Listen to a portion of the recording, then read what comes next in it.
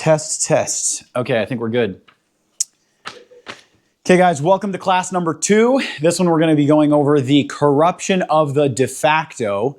But first, as always, we're going to begin with a prayer. So, Mother, could you? Yep. Go for it. Father in heaven, thank you so much for this opportunity that we have to meet and to discuss these things. We are very grateful. We pray that thou please bless us all with thy spirit, a spirit of understanding, and we also pray that thou bless Hudson as he is sharing the things that he's sharing, that he will be led and guided by thee as to the things that he needs to say. We thank you for this. In the name of Jesus Christ, amen. Amen. Okay, everybody can see the board all right? Okay, I'll be standing out of the way for those of you that are on that side of the room. But so first off, just a call to this scripture, which we did share last time, but I didn't have it written on the board. So, Father, would you read it aloud, please? Let us make man in our own image, after our own likeness, and let them have dominion over the fish of the sea, and over the fowl of the air, and over all the earth. Genesis 1:26. Thank you. So this calls out 3 primary jurisdictions, and even though it's a scripture, for those of you guys that are watching online that might not be Christian, these are the 3 general jurisdictions that we have the most interaction with, namely earth, land, and sea. Air, land, and sea.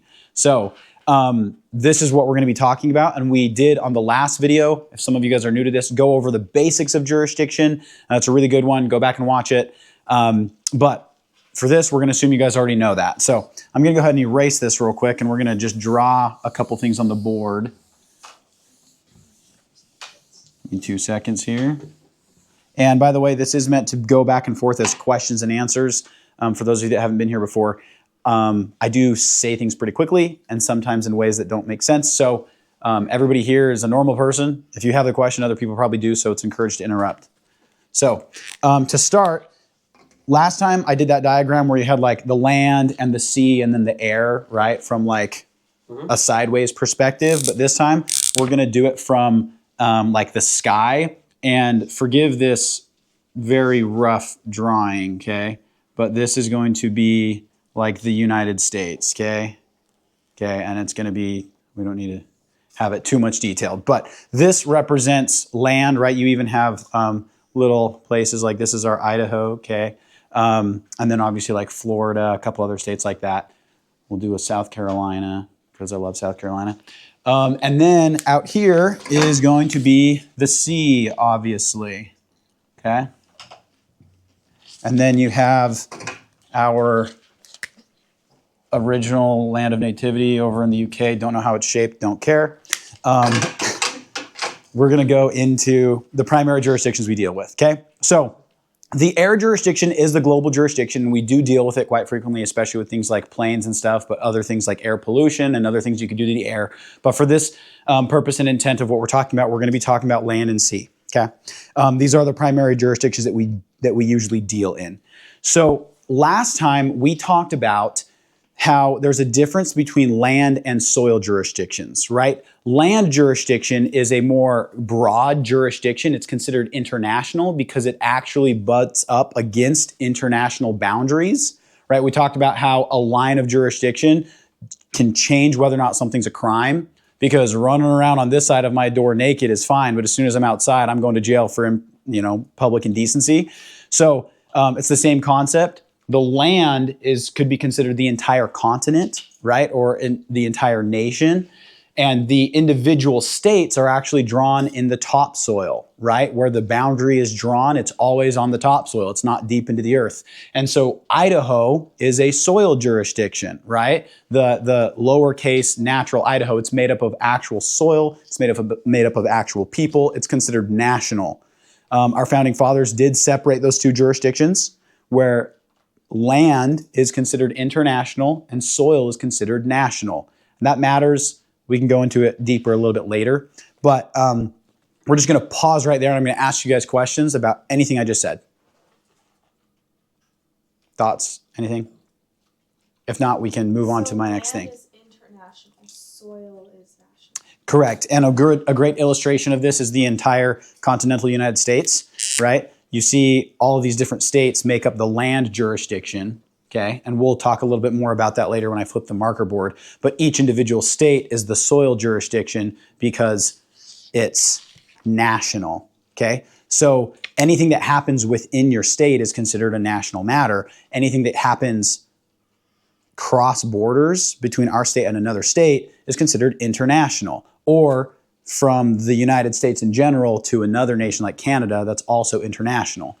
You remember I talked about the like some of the most natural jurisdictional lines that are drawn are the separation of water, right? Like these ones were drawn by man when we did the survey originally, and these ones are literally natural boundaries that separate a jurisdiction, okay? Thoughts, questions? I know Justin's a little bit out of context here because he wasn't here last time, but it's going to make a little bit more sense later on when we dive into specifics of the different. Yeah. So Hudson, for those who are not aware of the difference between, like when you grow up in the de facto, you understand that there are states like Oregon, Washington, Idaho, blah, blah, blah. But once you understand that they're actually individual nations, it makes things a little confusing because international trade from the de facto's educational perspective is like trade between Canada and the United States. Yeah. So would you explain a little bit, quickly if you can, how each, what the de facto calls states, are considered nations? Yes. Yes, great question. I'm glad you brought that up. So first, we need to understand that the word state is actually the sovereign head of any nation, okay? We talked a little bit about that last time, but essentially the word state is not specific to the United States, okay? The state of England, there's different states in Africa, right? They're like state is a word given to a sovereign nation, okay? So the United States is actually a united group of nations. Each state is technically, for all intents and purposes, a sovereign nation unto itself, but we have become united in a common cause, and that is called the Union of States.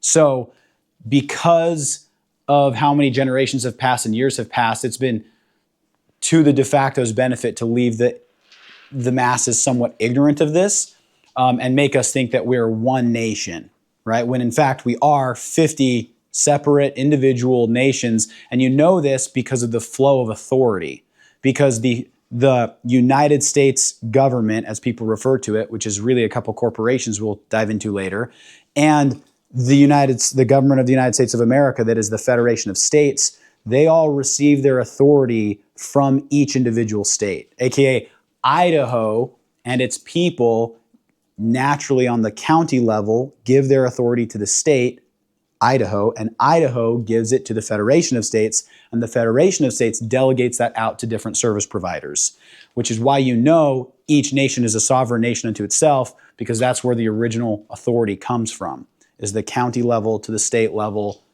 to the entire United States. Did that answer the question, or is that kind of confusing?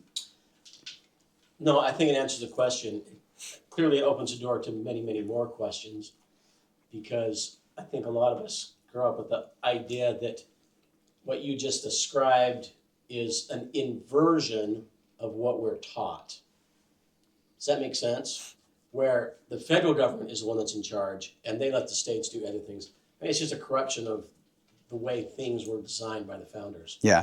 But that was a helpful start. So yeah. And just to add a little bit more that might make it a little bit easier, we were originally the 13 colonies and had allegiance to the king, right, in England. And that originally was where the sovereign authority flowed from. But once we won the War of Independence, sovereignty was given to all the Sons of Liberty, right, the people that originally fought in the army, as well as anybody that was forever after that born on American soil, on one of the United States. And because your nationality flows from the state you're born on, like I'm an Idahoan, mom's a Washingtonian, where you're born determines your nationality. And if you're a sovereign, then that means that state where you were born is a sovereign state because we are sovereign. Does that make sense? Now, we went into sovereignty a little bit before, but Yes, Okay, Justin. So, are you saying that like each state is its own nation in a sense because that's why if you move to a different state, you have to register and you have to get the ID in that state, and So- that's why they have their own laws and regulations that you have to follow, and every state has its own different changes, right? Like you can't. Yes. So there was a lot to unpack there. Number one, yes, true as a concept. No, not necessarily true in that your sovereignty doesn't need to be registered. That's your natural right. And because all of the 50 unanimous states of the Union, we all unanimously are part of the Federation of States, the whole group, the United States by definition, not title united, literally the descriptive word united, States of America.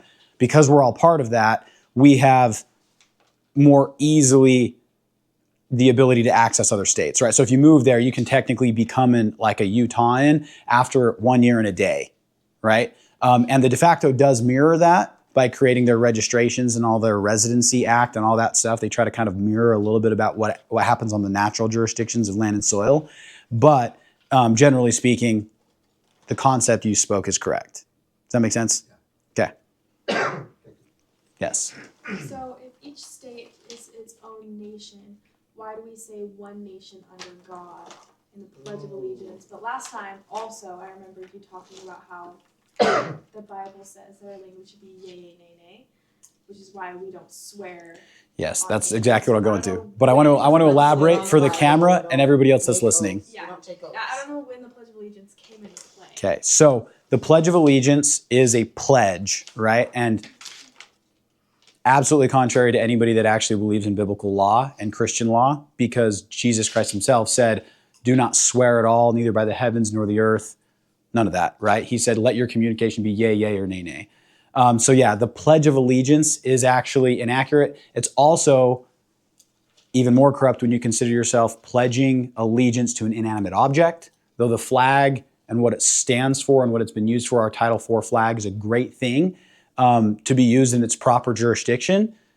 You shouldn't be pledging yourself to the inanimate object, right? You can pledge yourself to the cause of freedom, but again, not a pledge because you're fallible, right? You're able to make a mistake. You want to say in anything that you do that you'll do it to the best of your knowledge and ability. You're not going to swear at all. And the one nation part is part of the corruption of it. Yeah, one nation under God is actually inaccurate because it's not. It's 50 nations. And also part of the corruption of it is that it's a different than the United States of America, which we'll go into later. Yep, and then once I flip the board, it'll make a little bit more sense. So, great questions, great things to go over. Okay, so I want to go over a couple concepts. I will grab that door. And then say what you just said again. I want to go on. Hey, come on in. We're filming, so if you could run in and take a seat, that'd be wonderful. Just cut it. Okay, cool. So, yes, we are going to go over a couple concepts, and this is actually a really fun concept, okay? There's a book written about this. It's called The Law. And who is it written by? Do you remember the... Frederick Bastiat. Yes, that. Say it louder for the mic. The Law, written by Frederick Bastiat. Thank you. Great book. It explains a fundamental principle I'm going to very briefly sum up, okay? So let's first say that we all agree that theft is wrong. Okay, we agree we shouldn't steal from each other. Thumbs up, thumbs down, anybody? Okay, cool. We all agree that stealing is wrong, okay? Well, let's say that Justin and I, and only Justin and I, are on a desert island together, okay? Everybody else is gone. There's nobody around. Is it still wrong for me to steal? Justin's got something I want. Is it still wrong for me to steal? We are on an island together. Yes. There is no one to enforce against me. Yes. It's still wrong? Yes. Okay. What if there's three of us now? It's Justin, Gianna, and myself. And let's say Gianna and I both agree that we should steal from you. Is it still wrong? Wrong. Yes, still wrong. Okay. I'm going to elaborate a little bit more. Now there's 50 people, and you're the only one that doesn't want us to steal from you. Is it Wrong. still wrong? Wrong. We're going to get into that. Is it still wrong? Yes. Okay, what if we write it on a piece of paper? Is it still wrong? Yes. Okay, why? Because God said don't steal. Not just because of that, yes, but morality supersedes policy, okay? Even in natural law. Just like we talked about, the natural jurisdictions of things, man is given dominion over their realm, and if you trespass against that realm in a way that takes freedom from somebody, you're committing crime because you're breaking a jurisdictional boundary that exists in the natural world. Make sense? Gianna. Just one little thing. Yeah. Could it be said then, what you're saying, could be said that God's law trumps over all other law that man creates? Because it is God's law not to steal, not to murder, not to lie. Those are his commandments that he set in place, as well as the natural jurisdictions that you talked about. Okay, yes. And the only reason I'm saying it the way I am is to be really clear, especially for those that are going to be watching this online later, is that even though, yes, we're religious here and we believe in God, even those people that may not fully believe as we do can recognize that there's natural jurisdictions that exist in nature, and part of that is the honor and respect given to your fellow man for freedom in his own domain, as long as he does not trespass against another man.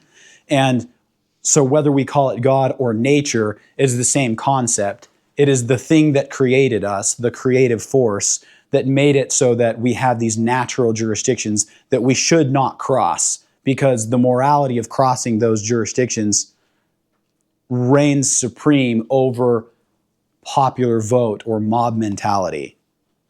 Does that make sense? Okay. Good? Makes sense so far? Okay, so this is fun. Where's my paper? I just want to make sure I didn't skip a concept here. Yeah, so morality is the same regardless of how many people agree, right? Doesn't matter how many. You get that concept. Okay, so now let's talk about this. Slavery. Is slavery wrong? Yeah. Why is slavery wrong? Do I have to elaborate? No. Okay, so if I really wanted Ryan to do something for me, and we're on that desert island and no one's there to stop me, and I could, right, yeah.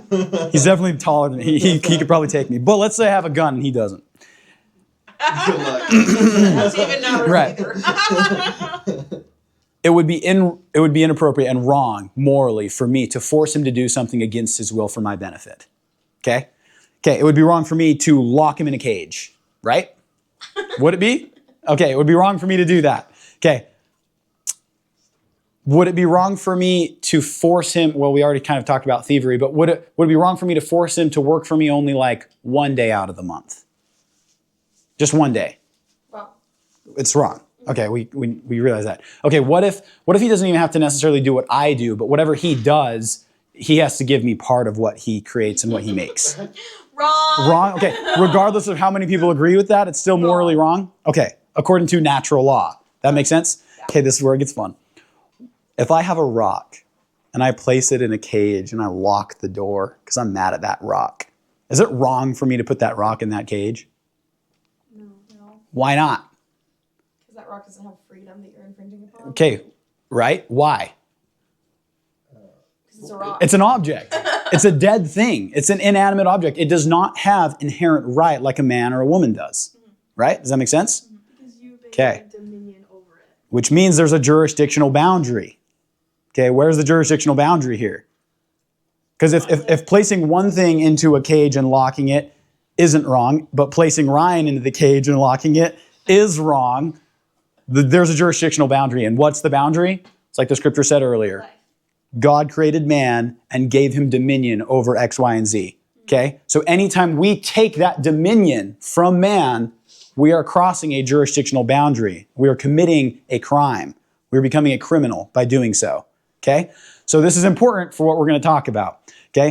And I don't think I skipped anything, so the beginning of corporations. Ah, what a concept. Okay, so we've already talked about how it's actually super wrong to take somebody and put them in a cage, but it's not wrong to do that for a rock, which means you can do anything you want with a dead item, something that's dead, but you cannot do anything you want with a living man or a living woman. Makes sense? Okay, which means a living man and a living woman have something called unalienable rights that cannot be taken according to natural law. Okay? So this gets kind of complex because when you have that going on, you have to have diplomatic relationships with everybody, okay? Including forms of trade, buying, selling, doing things. And when you have complex systems like we do, individual nation states, countries, international relationships with other countries, you start to have some complex jurisdictional boundaries that are constantly being utilized and crossed, right? When somebody has to exit the sea and get onto the land, or leave land and get onto the sea, you're crossing jurisdictional boundaries all the time. So you have to have a concept called law, right? The thing that gets enforced if somebody crosses a jurisdictional boundary inappropriately. Make sense? Pause. Everybody following?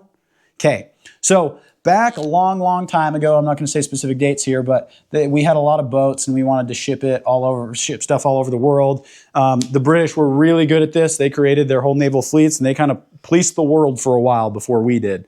So they created that whole system of ships. Now, this is kind of an interesting thing because originally you'd have the ship captain and he held 100% liability for everything on that ship. Okay. But after, I don't know, a few hundred years of doing this, the ship captain would pull into port. He'd have the cargoman that's got all of his crap he wants to sell to the country over yonder, but he can't take it there. So he'd pay the captain to ship his stuff over there.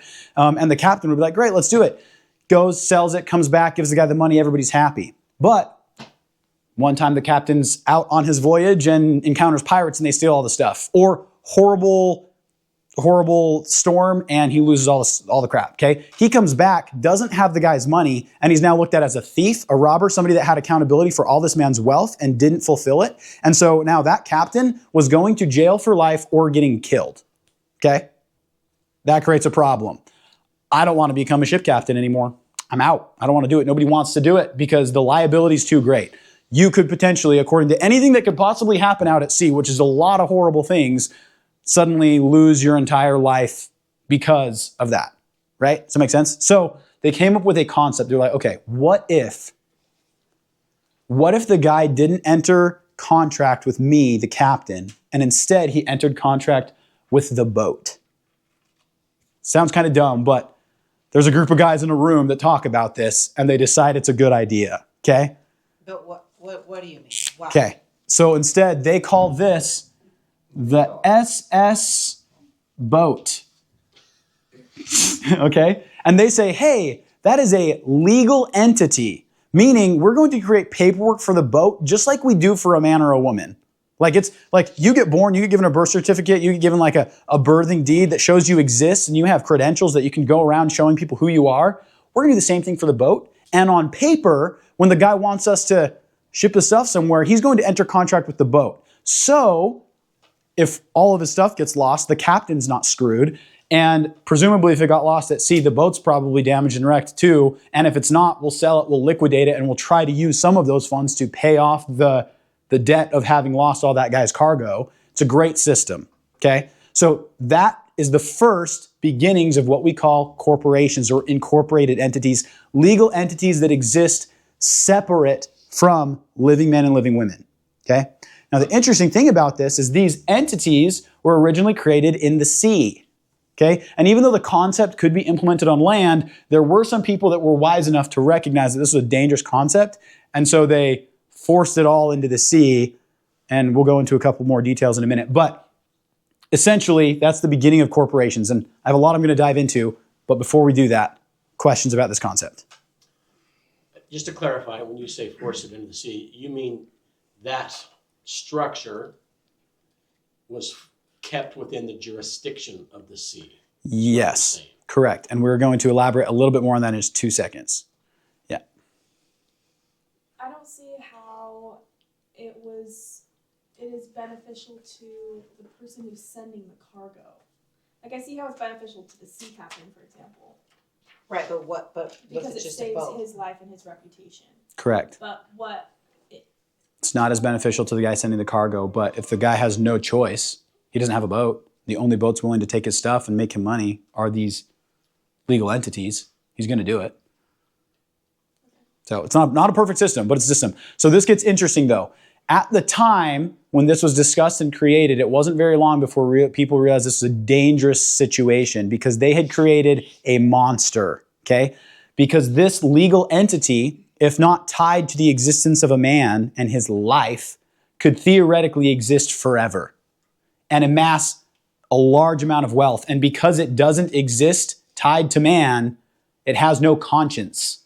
It's a figment of our imaginations that we're going to use in trade, and its whole purpose is to gain profit, which means its entire motive is a pagan profit motive.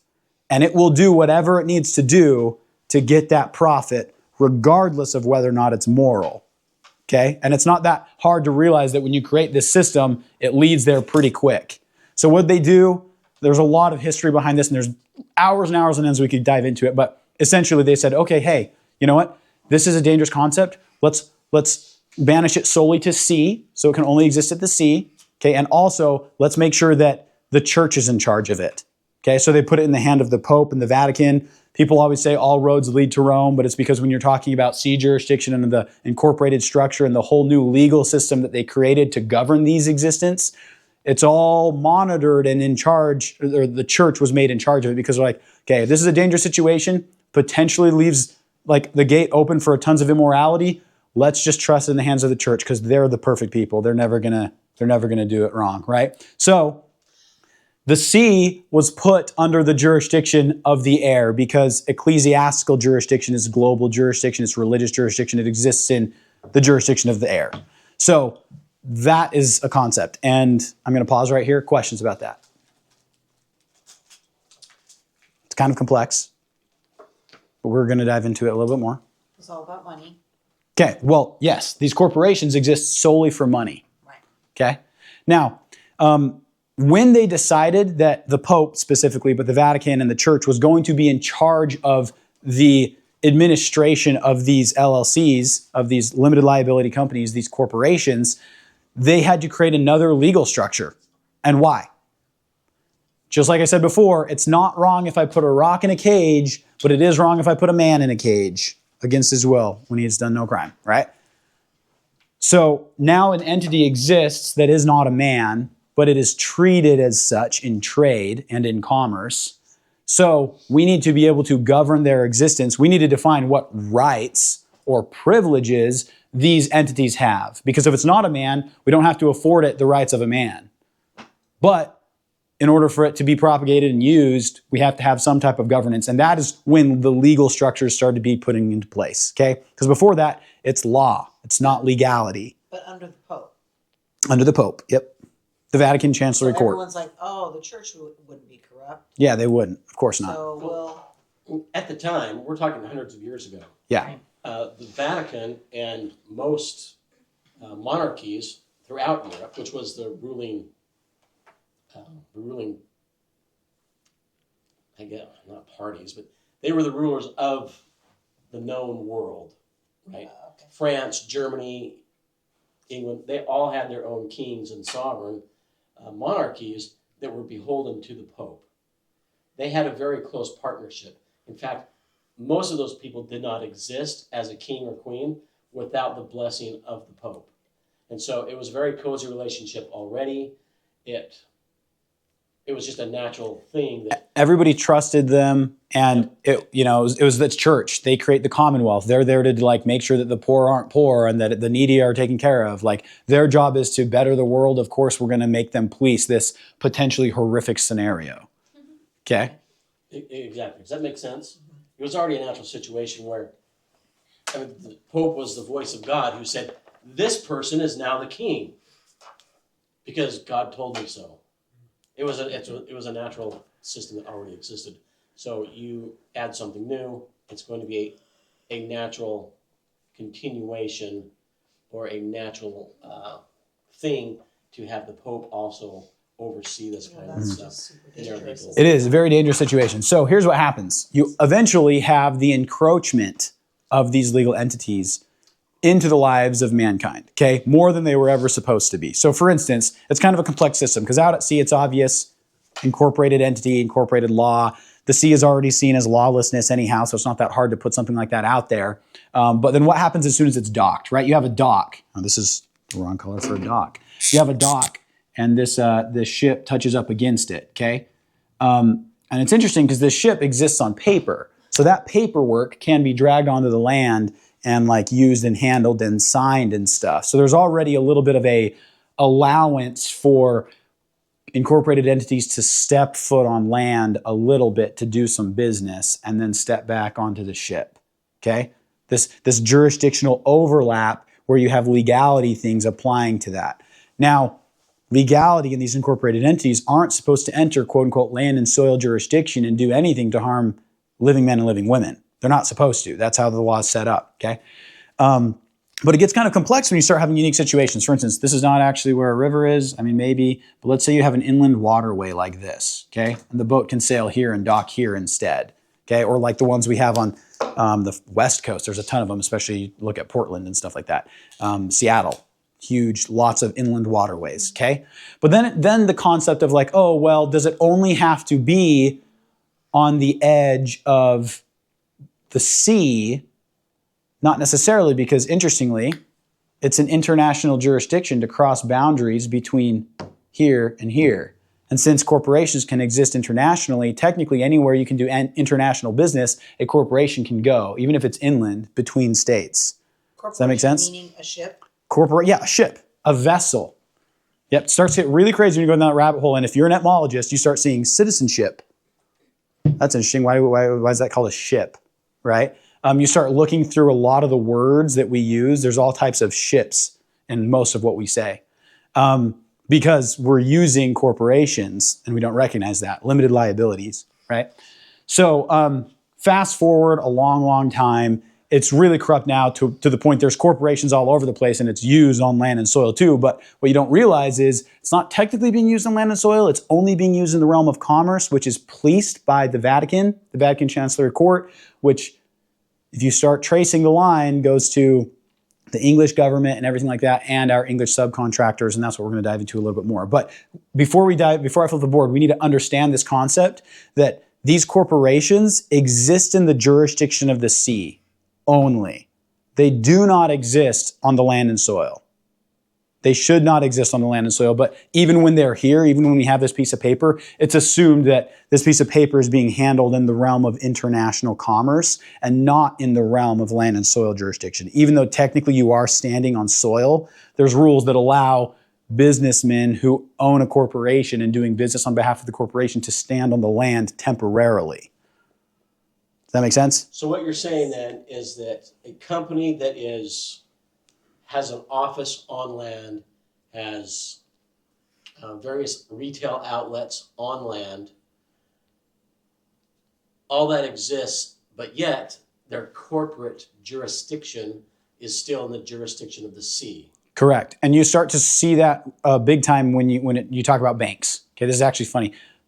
Bankers were originally called bankers because they were the people that sat on the banks of the rivers, of the sea, of the areas where people would come in and start unloading and loading cargo. And so they were the ones that were keeping track of the receipts of the cargo coming and going. And that was the start of bankers and banks. That's why the word bankers is there. It's literally the it's the jurisdictional difference right there where it's being crossed over.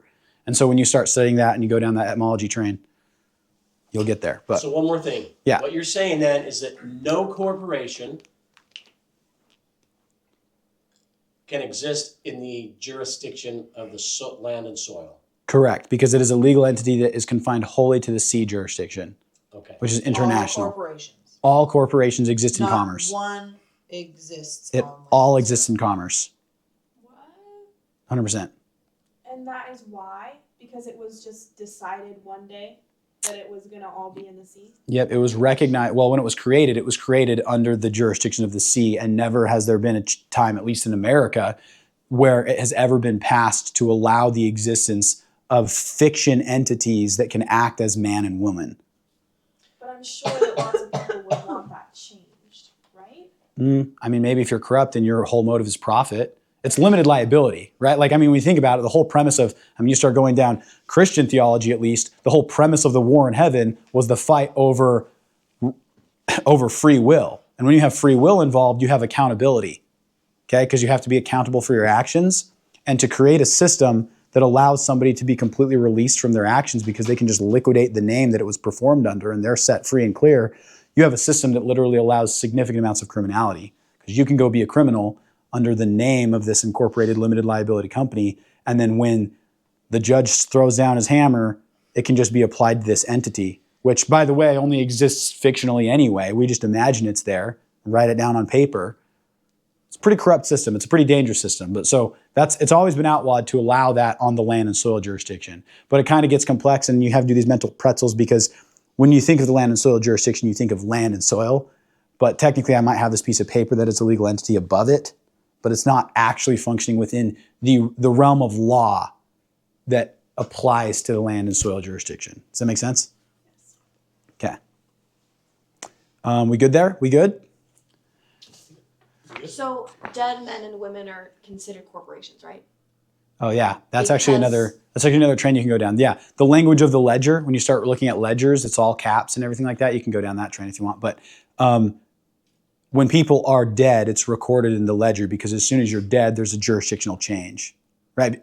Literally, there's a jurisdictional change. It would be wrong of me to bury just in case alive. That makes me a criminal. I'll get hung, right? But as soon as he's dead, that's not wrong. Okay, so there is a jurisdictional change as soon as life is gone because it becomes a dead thing, a corpse, corporation.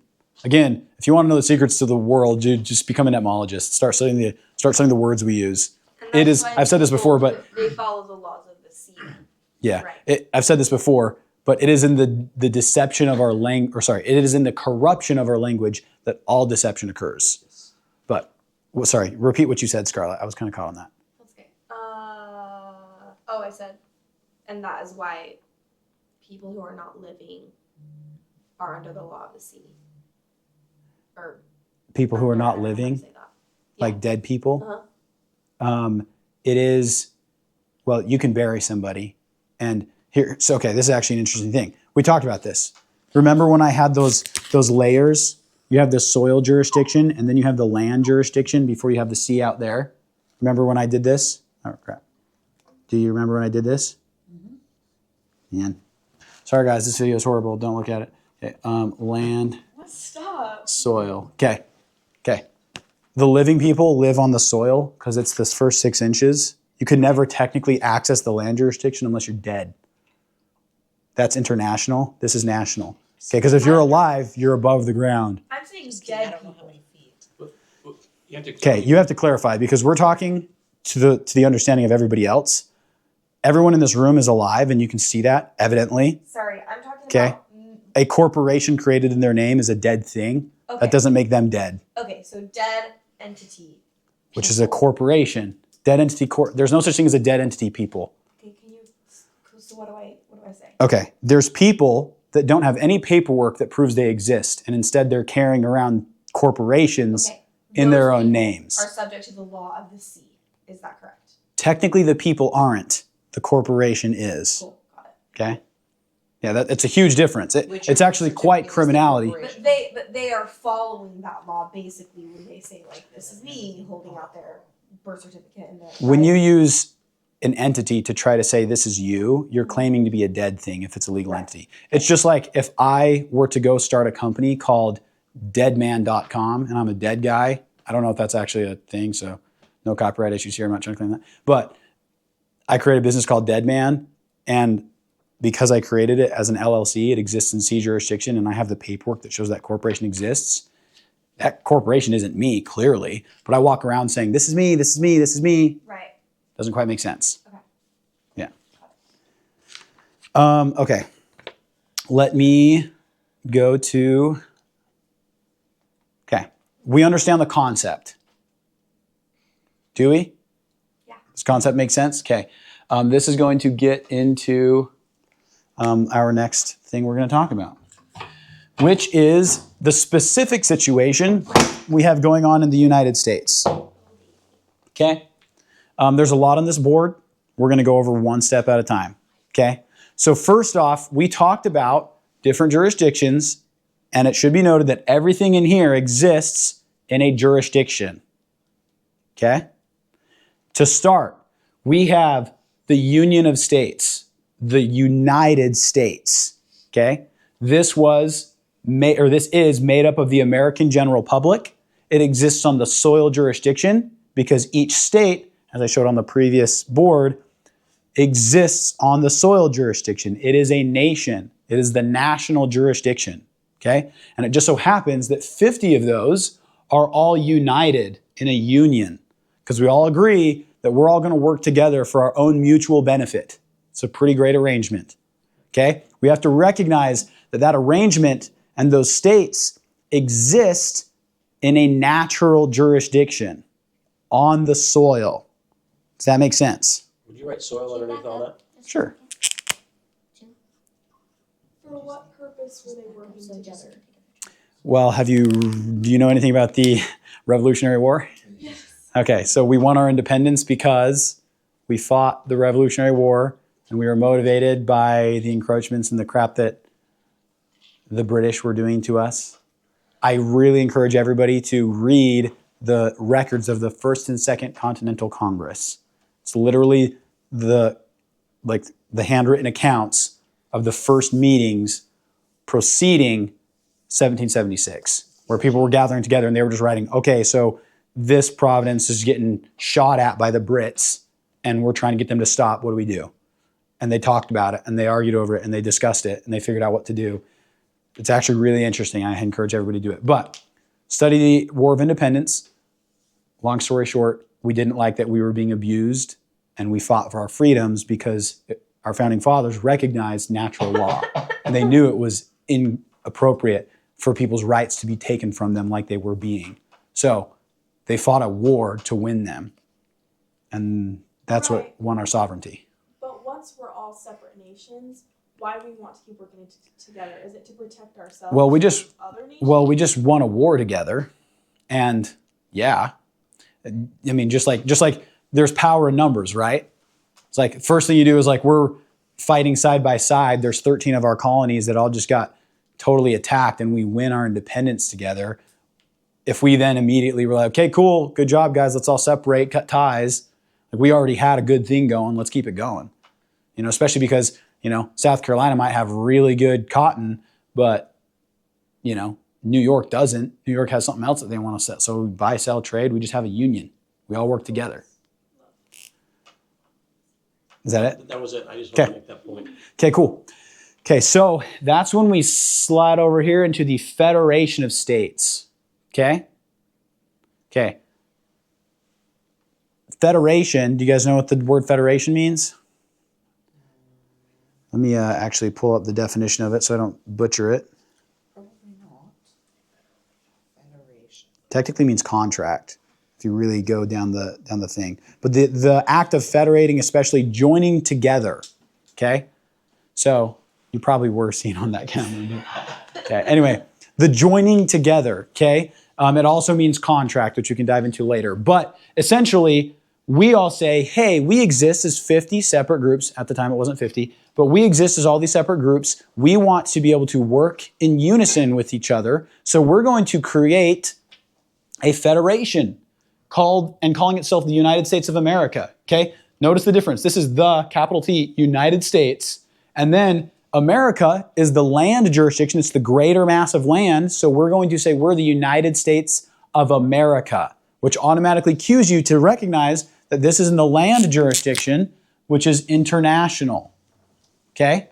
So now we have a group functioning in our international powers to do business in between the nations. Okay, right? These nations exist naturally and they might be united in purpose and everything, but we need a group to take care of that. So we create the Federation of States, which is actually the primary government that delegates all other authorities received by it to all the other things. Okay, make sense? Pause. Good?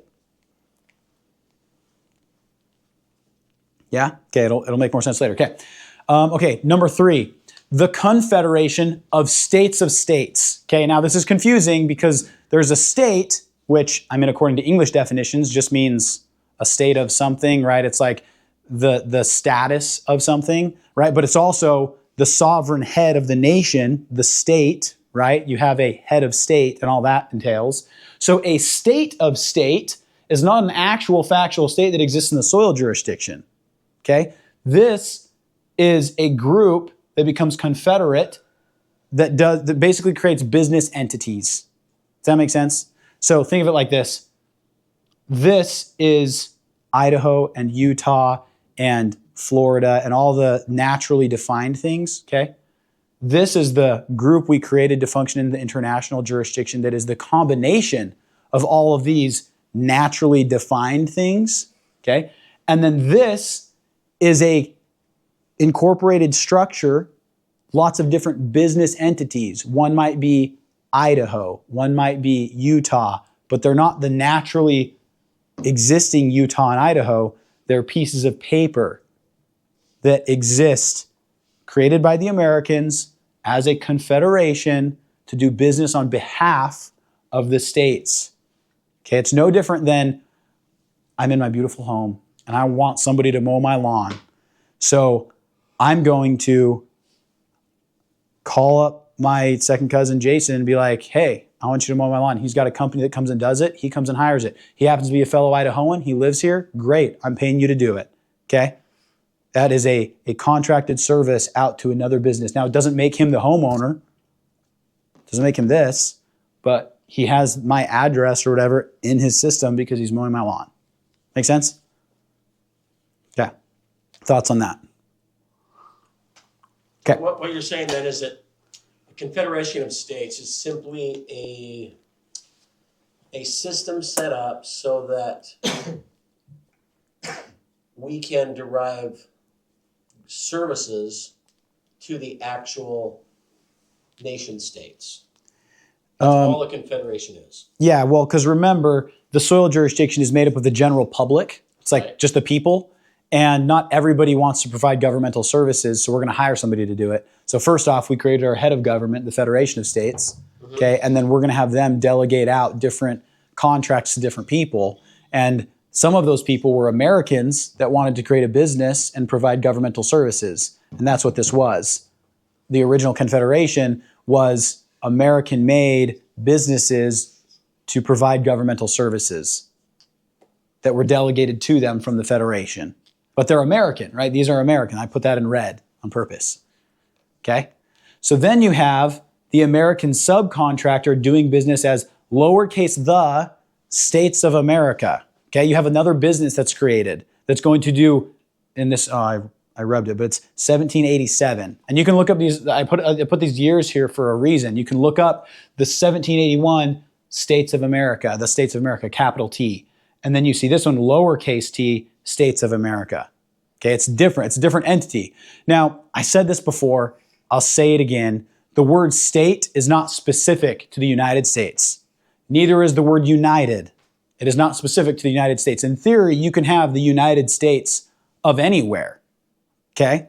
And it kind of created a perfect opportunity for a semantic deceit by people that have basically mass confused the public. Okay? It's important when we're studying these to recognize the difference of the English we're using. A capital at the first part of the in a title illustrates the singular, the main, the only. Anything with a lowercase the means it's not necessarily singular. Okay? For instance, the capital here starts at States of America, so this is lowercase the. Okay, just like the original United States was factually just United States of America. Make sense? It's a lot of semantics. You have a thought? Yeah, so the American subcontractor, number 4, creates some confusion because clearly a subcontractor is going to be doing the same kind of work that a contractor would do. Yep. So why do we have to have an American subcontractor if we already have a confederation of states that's supposed to provide services already? Good question. That's actually great. This is great.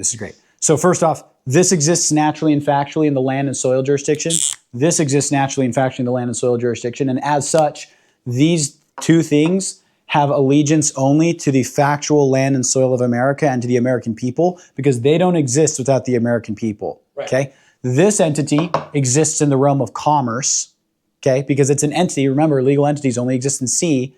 It exists that is in an incorporated system versus a yeah. unincorporated trade. So let me consult my little picture here so I just double check if I didn't understand this correctly. Yeah, it's international trade and commerce. Yeah.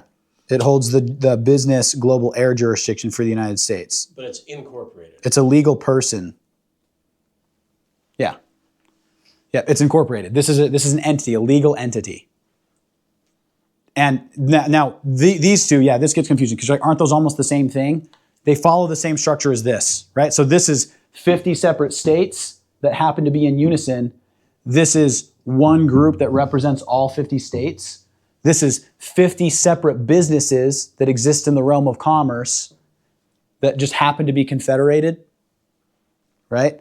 And then this is the one group doing business on behalf of all of these incorporated entities, right? So this is 50 things, this is one thing. Just like this is 50 things, this is one thing. It followed the same structure, except this time it's in the realm of commerce, but the American-owned realm of commerce. Make sense? We following? Does that make it a little bit more clear? Yeah, I believe so. Okay. Yeah, so again, it follows a pattern. You have 50 separate natural things that decided to join together and create one thing to work in their behalf. And then you have 50 separate unnatural legal entities created to do certain businesses that this delegated out for each state individually. And then you have another company created to do business on behalf of all of these 50 things that are united, even though these 50 things are legal entities. So this is also a legal entity. Does that make sense? Okay, now the difference here is these things, and this is a little bit confusing, these two things are no longer around. These aren't really around right now, okay? Because after the American Civil War, our American-owned government service providers that happen to be subcontractors that exist in the realm of commerce went broke because they were kind of just abandoned for a while. The Federation never went away because you still had the hereditary heads of state, you still had the instruments, everything, and you had the people that lived on the land and soil jurisdiction. So this exists naturally as long as these people are still unified. So these two things exist naturally, and they still did. These two things went away after the American Civil War, the quote-unquote American Civil War, which is actually a mercenary conflict. Why was it a mercenary conflict? Because it was the Confederation of States that went and fought. Okay? That's where you have the Confederate States and then the North, right? And you have like all that fighting going on. It was being done by these entities. Okay? The northern entities of these were fighting the southern entities of these, which means it happened in the realm of commerce because these are legal entities. They're not actual living people. And since it was being done under these auspices, legal entities can't have a declaration of war. There's no official declaration of war by living people in the American Civil War. So it's actually incorrect to call it that. It's a mercenary conflict because it was done in the realm of commerce. And remember, these things only exist for profit. So it's a mercenary conflict. This was all before social media. Yes, this is all before social media. So explain. Long before. Explain why it's important to know that it was a mercenary conflict. Probably not to define what mercenary is and explain what that is versus a militiaman. Okay, yep, great point. So in the natural realm, right, when you have a war, you have to have a official declaration of war. And that makes it an authoritative war, which means jurisdictional boundaries can be changed as a result of it. Essentially, my people are going to go to war against your people. Whoever wins gets the land, right? That changes a jurisdictional boundary with an official declaration of war. It's how we won our independence with the Declaration of Independence, okay? These things cannot fight over land because they exist only in the sea. And so for that reason, whatever fighting happens here is only over currency. It's only over money. It's being done by things that are built only for profit, which is what a mercenary is. And so it is a mercenary conflict. No different than like one group of Winco just decides to hate Walmart and they go to war. War. It's a mercenary conflict. There's no entity involved that can declare war as of all technicality. Does that make sense? Okay. It's kind of complex, but yeah, Scarlett. I was just saying, it's been an hour. Oh, okay. Yeah, we'll wrap this up. I just want to get to this. This is the real thing we need to end on, okay? So the British territorial subcontractor doing business as the United States of America, 1789. Look that up, okay? This is a foreign subcontractor. It's actually a British subcontractor. So remember, we win the War of Independence. We have our land. It's great. One of the only things that ended the war is we finally told the Brits, we were like, okay, tell you what, we'll give you a lucrative contract to provide certain enumerated services for us, okay? Great, sounds like a good idea. What do you want us to do? You know what? You already have all these fleets. Why don't you police our inland waterways and our waters, okay? So you're going to be primarily functioning as the people running ships for the United States of America. Gave them that lucrative contract. They started doing business as, lowercase the, United States of America. Okay? This is a group of people that are not American, but are allowed to step on American soil to help us with certain commerce exchanges in the realm of the sea. Does that make sense? Okay, this is the military. Think of it as the military. They're a governmental service provider, a government subcontractor in the business of providing governmental services. And again, it's a corporation. It is not a living man, it is not a living woman. It is a legal entity. It does not have a conscience. Yeah. What does DBA mean? Doing business as. Cool, thank you. Okay, the next you have, number 6, the Papist municipal subcontractor doing business as the United States, 1790. Okay, this is a contract we signed to be able to allow another government service provider to provide our municipal services. This is the District of Columbia, the pretending to be government. The commonly known President of the United States works for this corporation. Okay, he is the President of this United States. He's not the President of the United States of America, British subcontractor. That's not the case. And he's not the president of either of these, and he's definitely not the president of either of these because he exists only in the realm of commerce, okay? This is where you have a lot of confusion because a lot of people, you have a lot of overreach from these corporations. A lot of people are immediately registered at birth, even though they may be an American born on the land and soil. By definition, if you were born within the physically defined borders of a state of the Union, you have a natural inheritance as an Idahoan, as an American, as someone who's party to the Declaration of Independence, the service contracts known as the Constitution of the United States of America, the constitutions of the different United States of Americas. You have rights, you're a living man and a living woman, but immediately upon birth, since you're ignorant parents, not to actually diss on parents, but it's the mass ignorance going on, don't know that they should be, as parents that love you, providing you with a baby deed that shows you exist on the land and soil and that you're actually an American. And so instead, they turn to the doctor who's hired and licensed by the state of state to do business on their behalf, who immediately registers the baby, gives them a birth certificate and a social security number, and creates this is the citizen of the United States, and this is a U.S. citizen. This is military, okay? And this is the municipality, the civil service. And so immediately upon birth, you're being registered as an entity, right? So now all the paperwork you have to show you exist is tied to a business that exists only in the realm of commerce. And remember, you can put a rock in a cage without moral repercussion. So if you go around saying that you're a rock, they get away with a lot of criminality, right? So you have to have the paperwork to show that you actually exist as a living man or living woman on the land and soil jurisdiction, and that you're party to all the contracts that protect Americans. Eden. So I'm still a part of the corporation, right? Can I have a kid and not have them have a birth certificate? Technically, it's kind of a gray area. You should first correct your political status.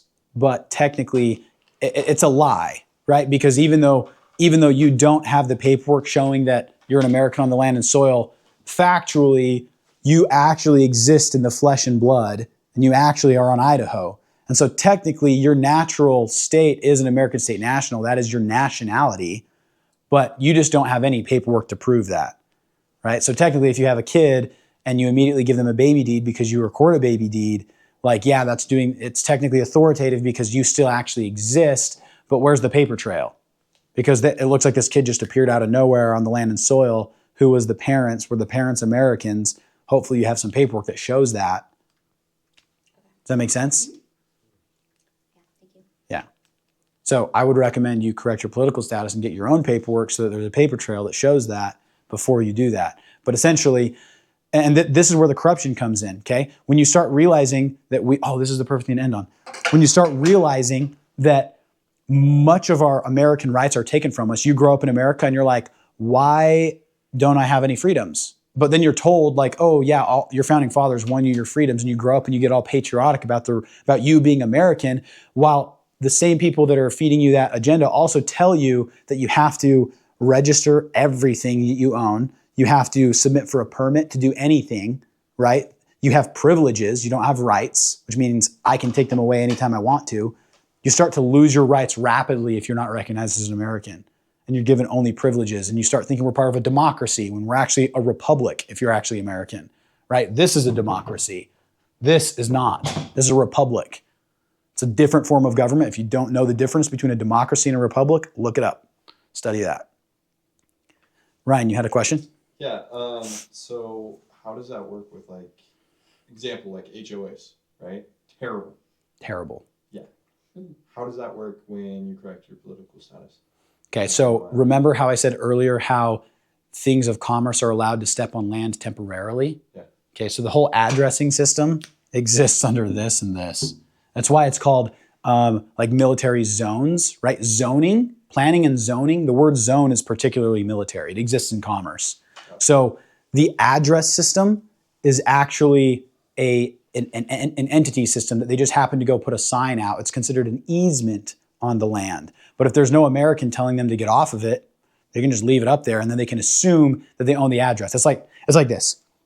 Let's say I write a book, okay, but it's a really short book. It's really short. In fact, the book is 11172 Sugar Puff Way, Caldwell, Idaho. That's the book. I own that book. Okay? But then I'm going to go take that book and I'm going to stick it in front of your property and say that's my property. And technically I'm not wrong because I'm pointing at the book, right? I'm pointing at the address, the thing that I actually wrote, the thing that I own. And you're not telling me to get it off of your property. In fact, I might even convince you to go around saying, hey, this is my address. And then that's plagiarism on your part because I wrote that.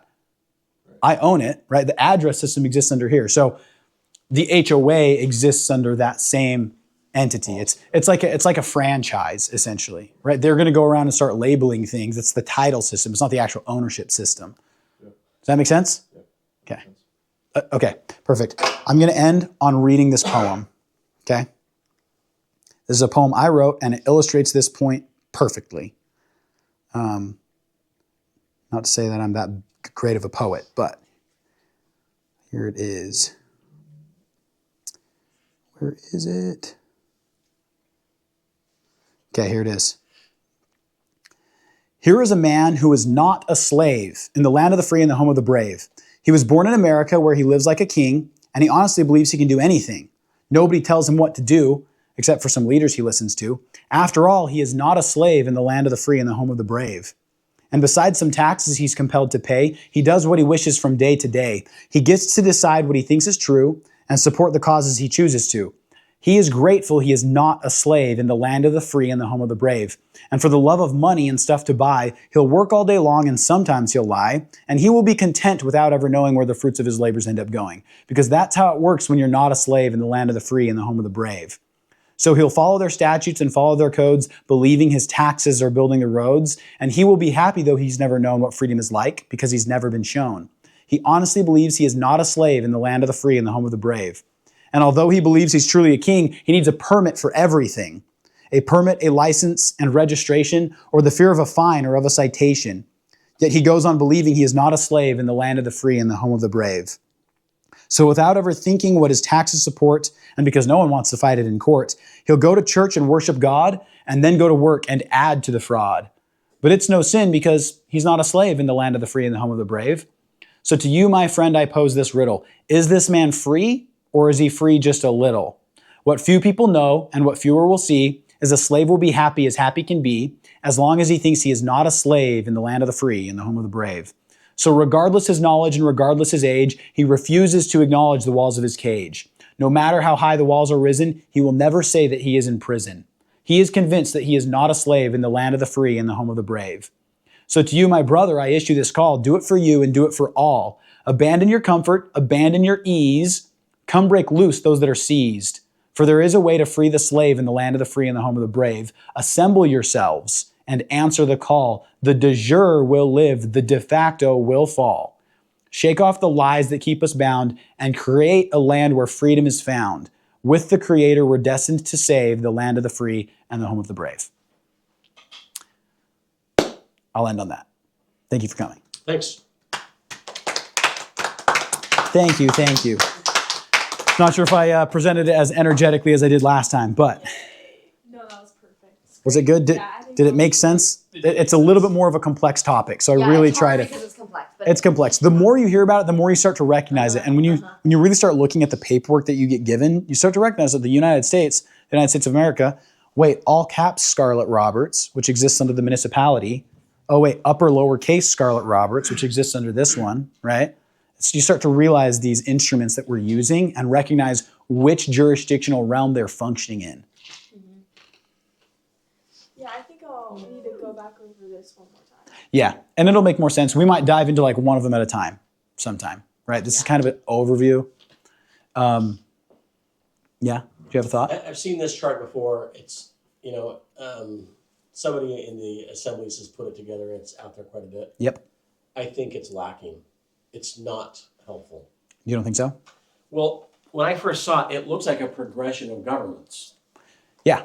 but it's not a progression of governments. Yeah, it's the flow of authority. This goes to here, this gives authority to this gives authority to that, this gives authority to that, this gives authority to that. Which makes sense in that context. But trying to understand what the Confederation of States is, when you were saying that it's 50 different units that go with these 50 units, that made more sense to me than anything else I have. So I should make figured 50 out. little So boxes. these two things go together. These two things go together. Yes, but these get their authority from this. I understand that. Yeah. That's what I'm saying. The diagram needs Yeah. it needs to be clearer. Yeah, there was a Not that- there was a box thing that Anna von Reitz did where she like put the boxes into each other, and that might have been kind of That didn't help me either. Okay. I don't know what the hell she's talking about. yeah. Cut that out.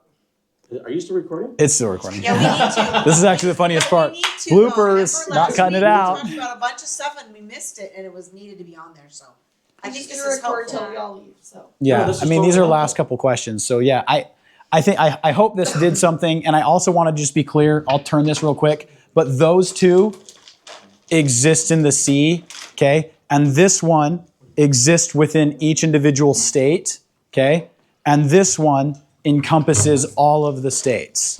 I have a question. Oh, and So then you can number see- 3 and 4 are also C? 3 and 4 are technically C, but they're American owned, but they're no longer around. These went away after. Yeah, they're American Well- owned. They didn't go away. They just fell into disuse. Well, They still exist. technically they're just legal entities, and they did get liquidated. They have been liquidated. Well, yeah, because after the Civil War, they were completely broke. And so these were supposedly supposed to be reconstructed to do our business in the realm of commerce again, but it just never was because these guys started doing our business in the realm of commerce and they started just banking on the mass ignorance that didn't let Americans Cover that know. in the next, in the third. Yeah, sure.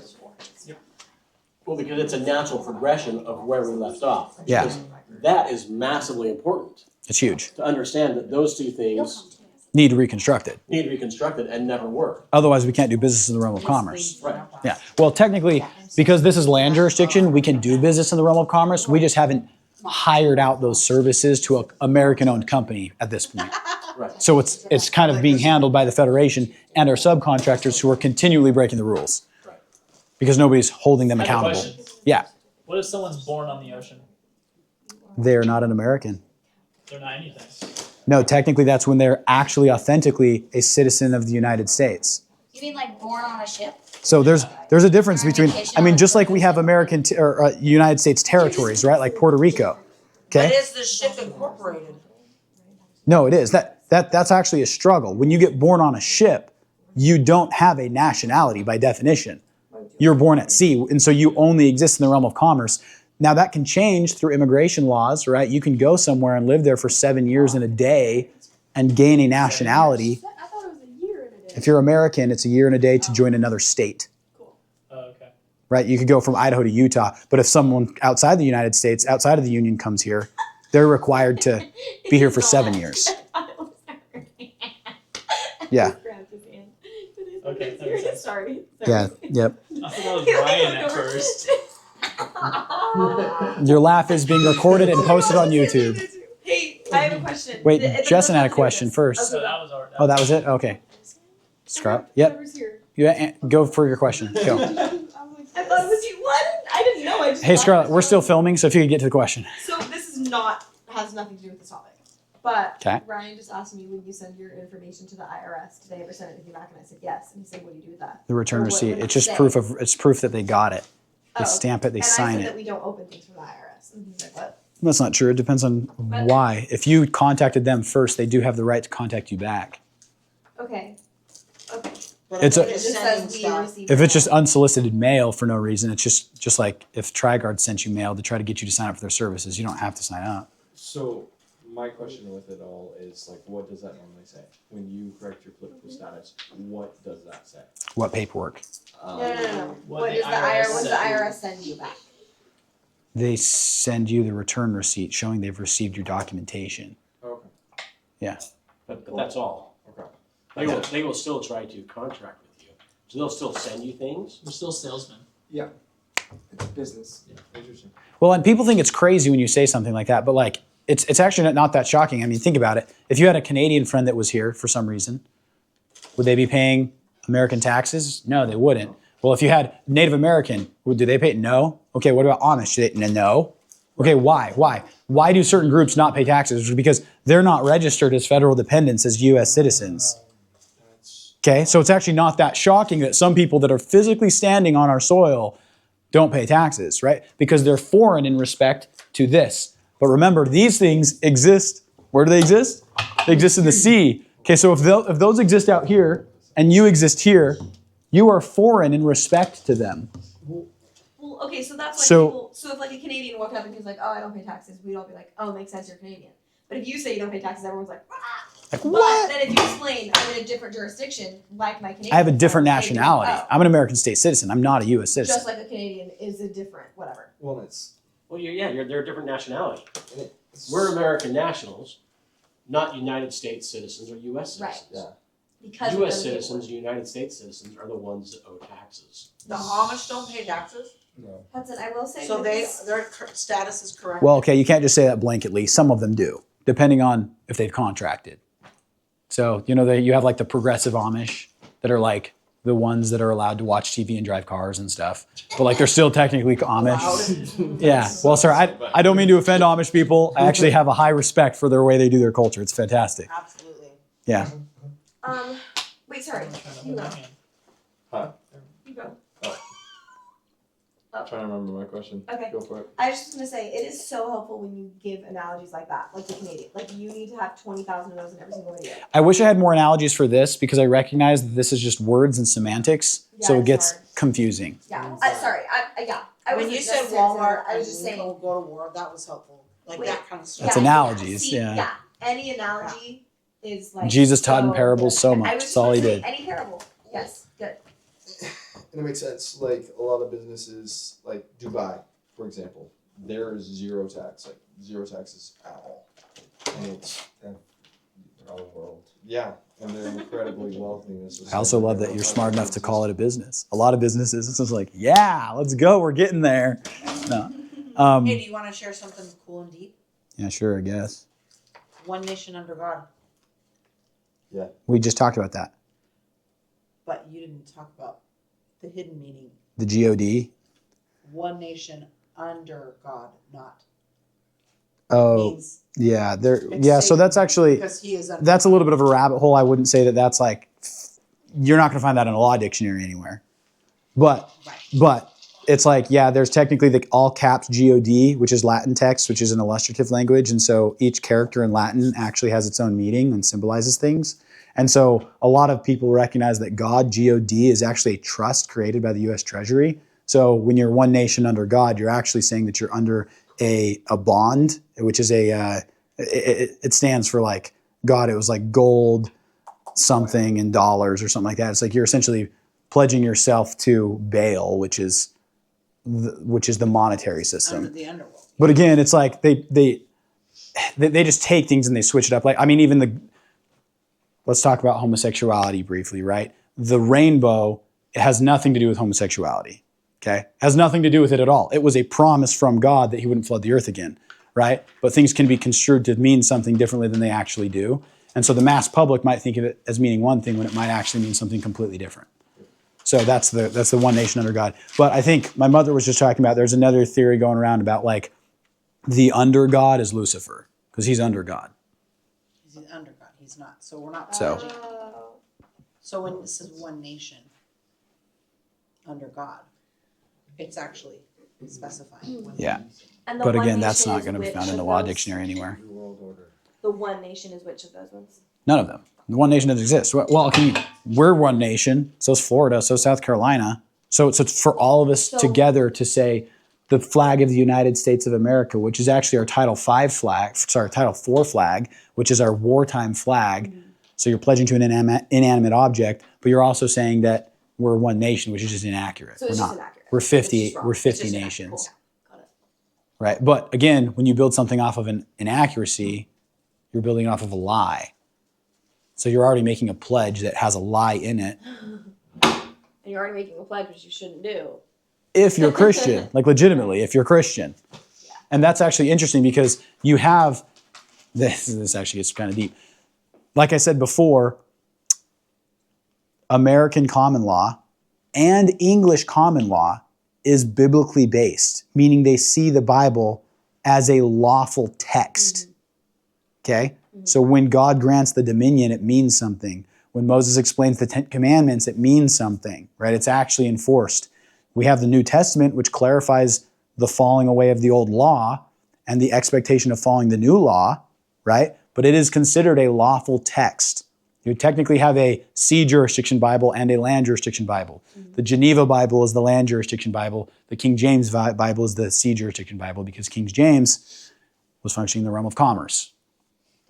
Anyway, that's a big thing you can go down to, but I've always wondered why they force us to do the Pledge of Allegiance growing up yeah. every morning.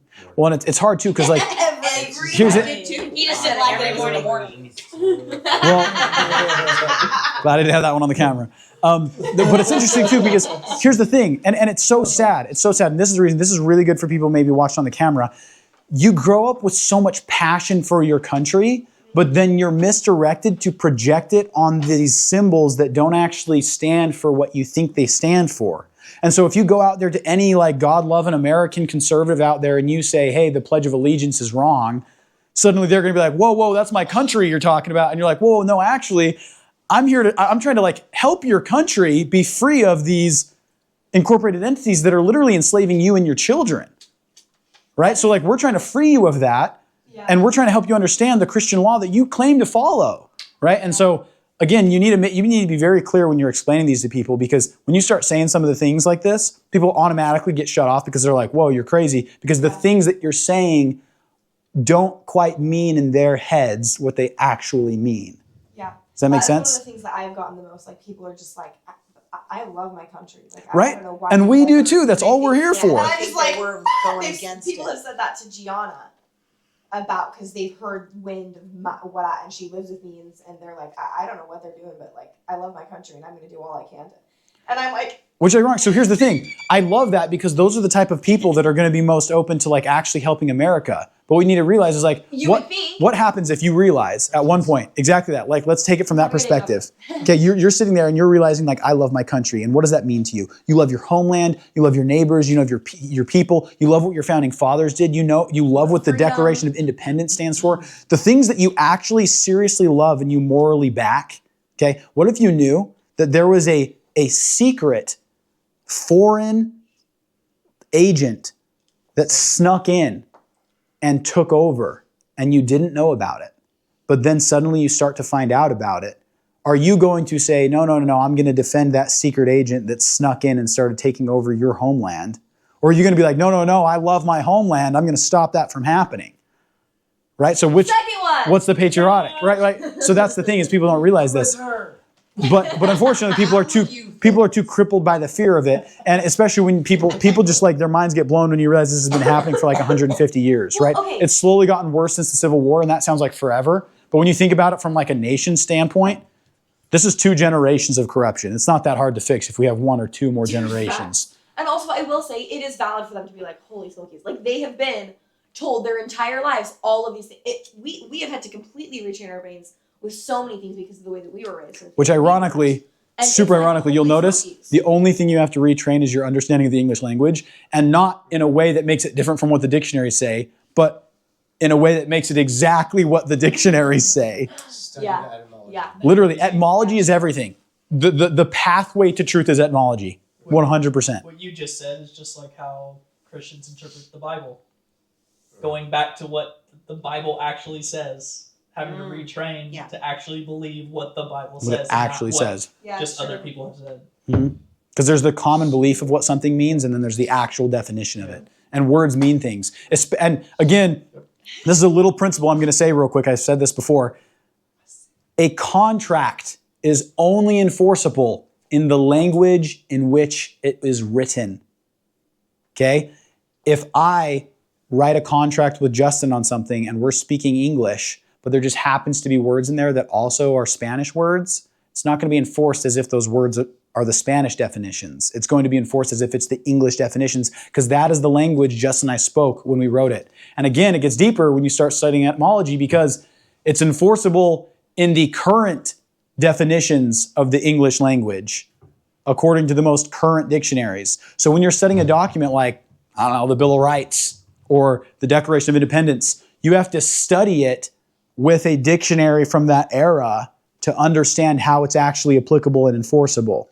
Okay? And when we use words today and we're using them 180 degrees differently than they were actually used when the contract was written, we might be completely negating our stance as a party to that matter because we're looked at as ignorant. So you have to like reference the Black's Law and stuff like that. Well, Bovieres if you're talking land jurisdiction, Black's Law if you're talking sea jurisdiction. Yep.